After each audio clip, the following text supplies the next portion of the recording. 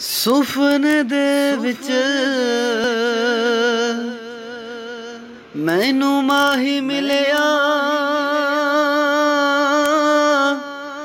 ਤੇ ਮੈਂ ਗਲ ਵਿੱਚ ਪਾ ਲਿਆ ਬਾਵਾਂ। ਉਹ ਡਰਦੀ ਮਾਰੀ ਅੱਖ ਨਾ ਖੋਲਾਂ, ਕਿਤੇ ਫਿਰ ਵਿਛੜ ਨਾ ਜਾਵਾਂ। यार ते तेरे अंदर वसदा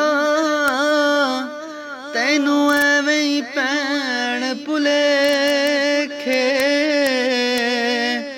गुलाम फरीदा रोलना उस दिन मुक सी, जदू बजसन कफन दियां तणियां।